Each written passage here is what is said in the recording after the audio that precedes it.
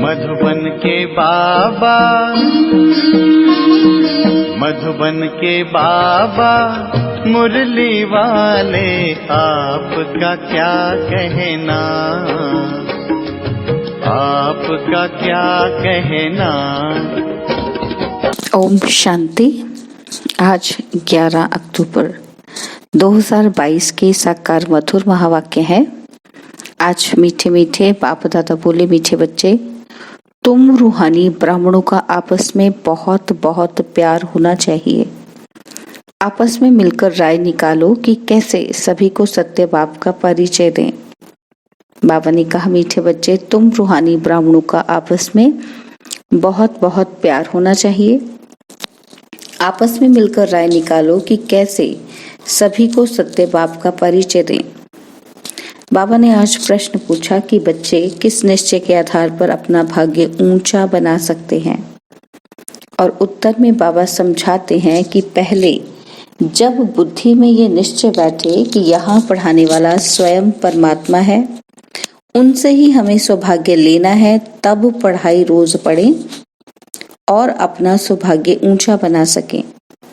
बाप की श्रीमत है कि बच्चे, तुम्हें किसी भी हालत में रोज पढ़ना है। अगर क्लास में नहीं जा सकते हो तो भी घर में मुरली पढ़ो।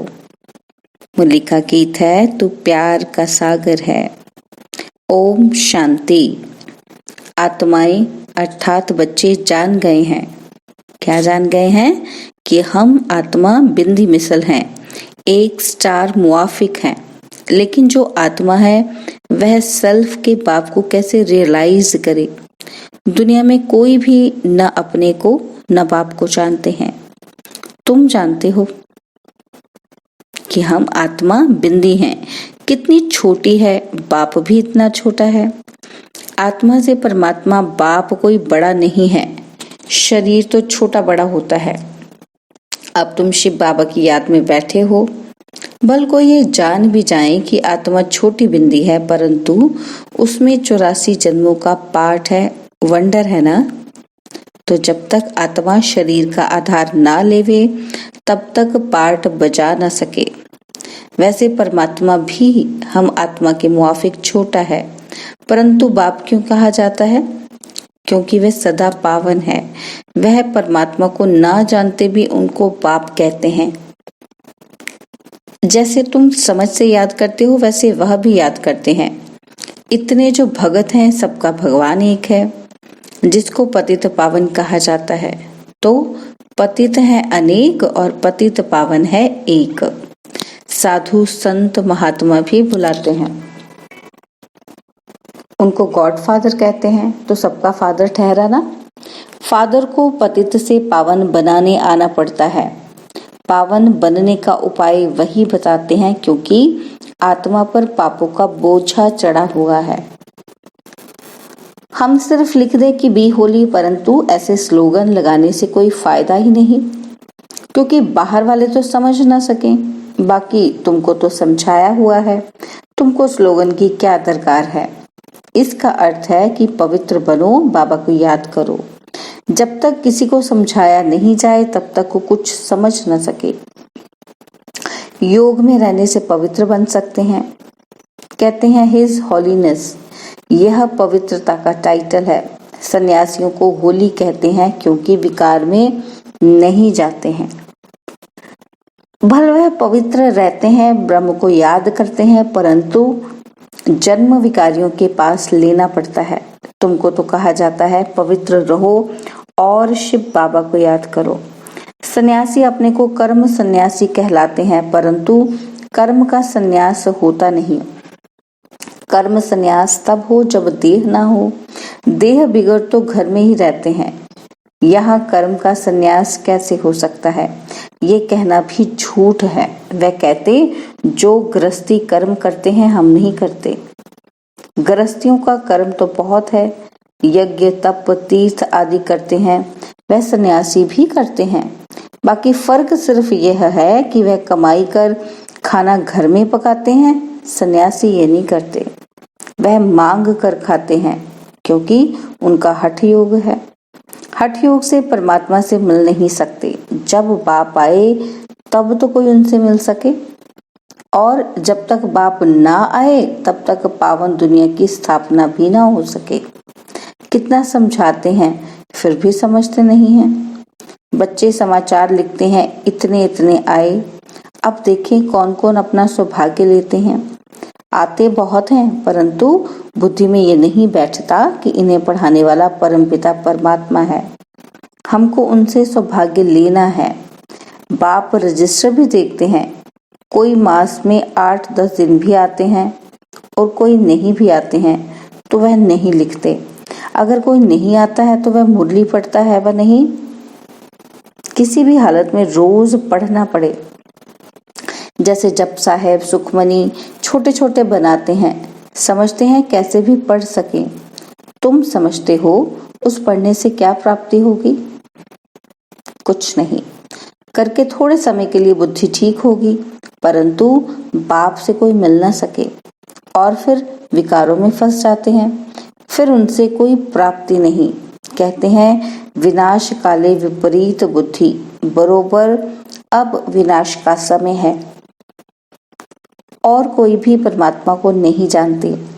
कहते भी हैं कि हम रचता और रचना के आदि मध्य अंत को नहीं जानते हैं, परंतु ड्रामा के आदि मध्य अंत को जानना चाहिए ना। बाप समझते हैं सतयुग है आदि, कलयुग है अंत। तो तीनों काल तीनों लोगों को समझना है। 3 लोक हैं, स्थूल वतन, सूक्ष्म वतन। कहते हैं शास्त्र अनादि है, परंतु बाप समझाते हैं जब से रावण राज्य शुरू होता है तब से शास्त्र भी शुरू होते हैं। तो द्वापर युग मध्य हो गया, आधा कल्प सतयुग, आधा कल्प कलयुग। आधा का हिसाब है वह मध्य को नहीं जान सकते, क्योंकि कल्प की आयु लाखों वर्ष कह देते हैं। कहना चाहिए कि बाप को जानो, ब्रह्मा कुमार कुमारी बनो, तब वर्षा मिलेगा। पहले कोई आते हैं तो पूछो कहाँ से आए हो? कहते हैं बीके के पास। तुम कहो विचार करो, इतने ब्रह्मा कुमार कुमारियां हैं तो ब्रह्मा बाप भी होगा। कितने सेंटर्स हैं, ढेरों के ढेर ब्रह्मा कुमार कुमारियां हैं। भला इतने बच्चे एक बाप को कैसे हो सकते? लिखा है प्रजापिता तो इतने ब्रह्मा कुमार कुमारियां हैं। तो ऐसे ऐसे समझाकर खड़ा करना चाहिए।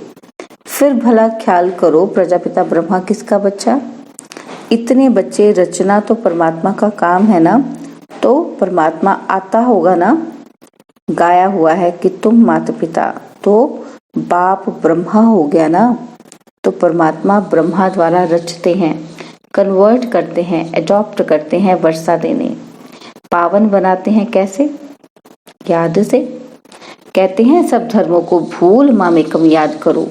सभी बुलाते हैं, मैं नॉलेजफुल, ब्लिसफुल, लिबरेटर, गाइड हूँ। तो सुख धाम में ले जाता हूँ। सुख कहाँ है? सुख धाम में। अभी बाप ले जाता है शांति धाम में, फिर आते हैं सुख धाम में। ये बातें कैसे याद करें? रोज रोज बोलते रहें, औरों को समझाते रहें तो पॉइंट्स बुद्धि में आती हैं। तो जब किसी को समझाओ तो फिर उनसे लिखा लेना चाहिए। परमात्मा जो आत्माओं का पिता है, उनकी एड्रेस लिखानी चाहिए कि बाप शिव है तो बाप से वर्षा लेंगे। तो मेहनत करनी चाहिए, परंतु मेहनत कौन करे? इसलिए बच्चों को खुद खड़ा होकर फिर औरों को भी खड़ा करना चाहिए और सर्विस के लिए प्लान्स बना देने चाहिए।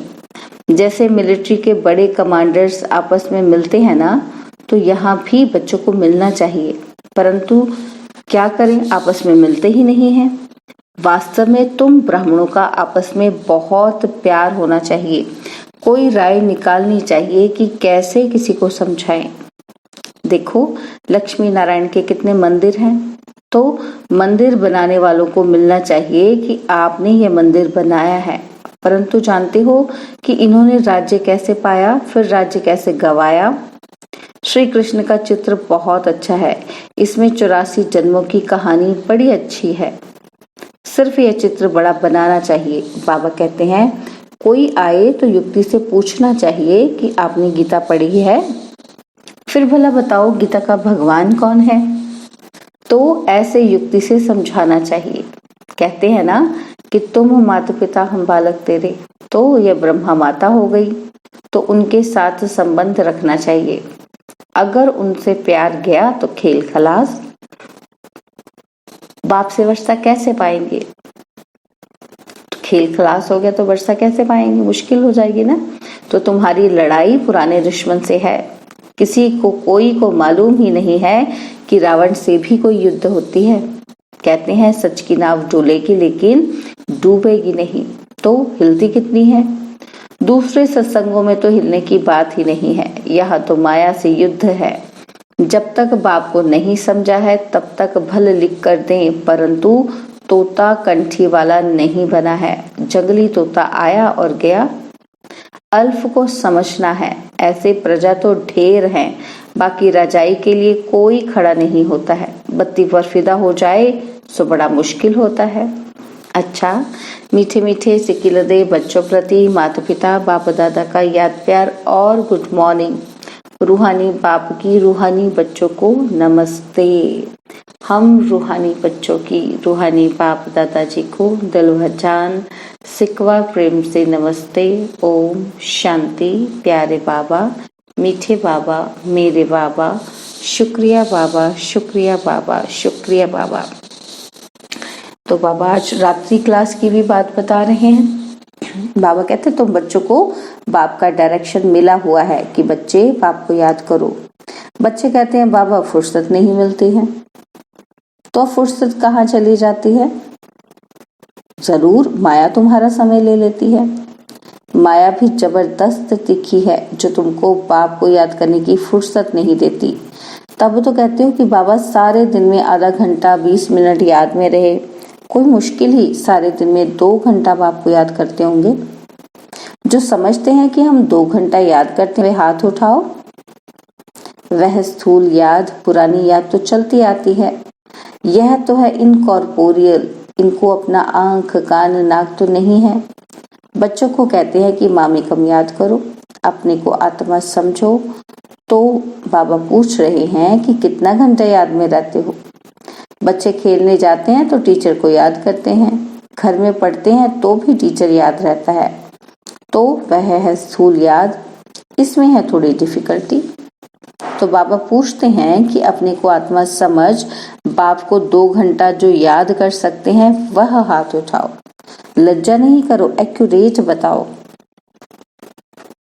बाबा कहते तुम यहाँ बैठते हो तो बाबा मुरली चलाते हैं तो बुद्धि दूसरी तरफ चली जाती है ना। इतना बुद्धि में धारणा भी नहीं होती, धारण ही नहीं होता। जैसे यहाँ सुबह में 1 घंटा बाबा समझाते हैं तो क्या वह 1 घंटा बाबा को याद करते हो या बुद्धि बाहर चली जाती है? बाबा पूछ रहे हैं हमसे। तो बाबा कहते हैं बरोबर नंबरवार पुरुषार्थ अनुसार बुद्धि कहाँ ना कहाँ चली जाती है। सारा नहीं सुनते हैं। अगर सारा बैठ करके सुने और नोट करते रहें तो बाबा कहेगा हाँ इनका योग ठीक है। तो सुनते समय अटेंशन देना है और पॉइंट पूरा लिखना है। अगर लिंक टूटेगी तो पॉइंट भूल जाएगी। बाप समझते हैं बच्चे हार्ट फेल का मौत बहुत मीठा मौत है। इसमें तेरा मेरा फेरा कुछ भी नहीं है। बैठे बैठे ये गिरा, बेहोश हुआ, खलास, बस फिर होश में आए ही नहीं। ये बहुत अच्छा मौत है। बाकी मनुष्य तो रोते पीटते हैं और तुम खुश होंगे कि अरे वाह इनका मौत बड़ा सहज हुआ, इनको कोई दुख ही नहीं हुआ। अगर मौत हो तो ऐसा हो, नहीं तो दवा नर्स ये बहुत होते हैं ना।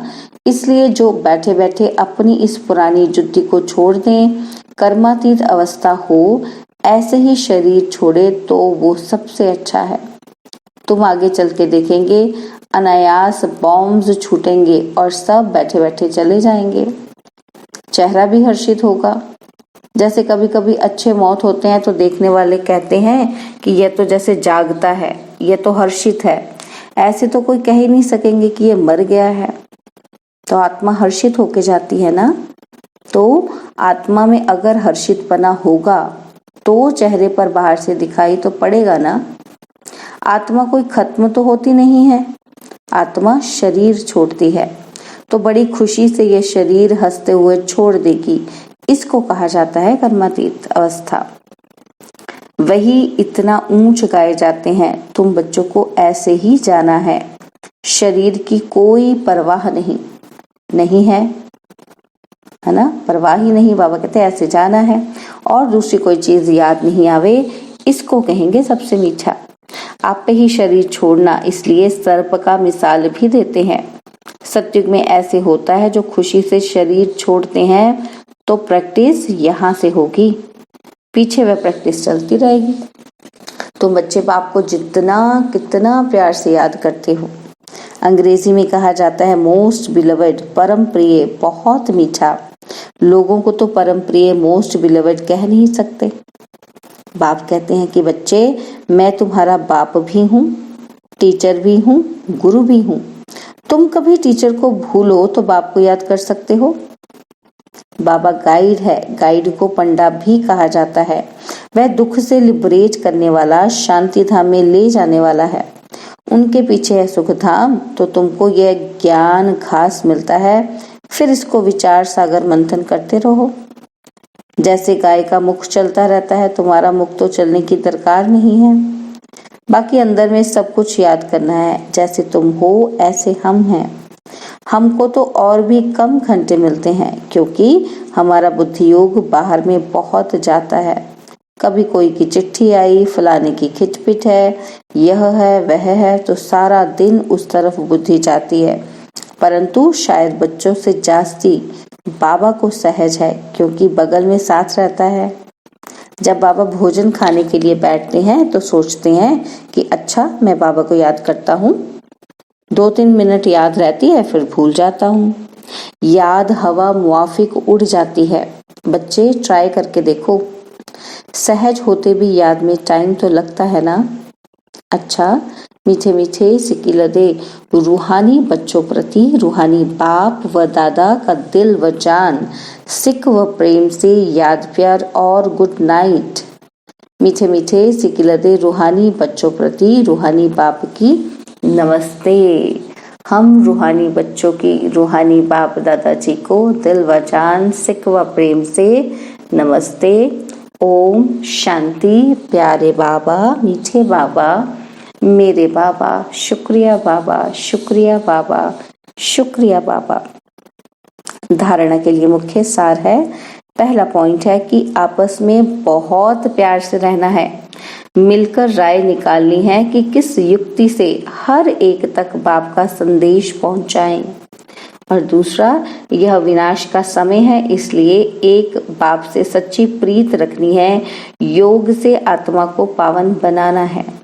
बाबा ने वरदान दिया, स्वराज्य के साथ बेहद की वैराग्य वृत्ति को धारण करने वाले सच्चे सच्चे राज ऋषि भव। एक तरफ राज्य और दूसरी तरफ ऋषि अर्थात बेहद के वैरागी। ऐसे राज ऋषि का कहाँ भी, चाहे अपने में, चाहे व्यक्ति में, चाहे वस्तु में लगाव नहीं हो सकता, क्योंकि स्वराज्य है तो मन बुद्धि संस्कार सब अपने वश में है, और वैराग्य है तो पुरानी दुनिया में संकल्प मात्र भी लगाव जा नहीं सकता। इसलिए स्वयं को राजऋषि समझना अर्थात राजा के साथ साथ बेहद के वैरागी बनना। स्लोगन है, समझदार वह है जो सब आधार टूटने के पहले एक बाप को अपना आधार बना ले। समझदार वह है जो सब आधार टूटने के पहले एक बाप को अपना आधार बना ले। ओम शांति। और अब यह एक बहुत अच्छी वीडियो भी जरूर देखें।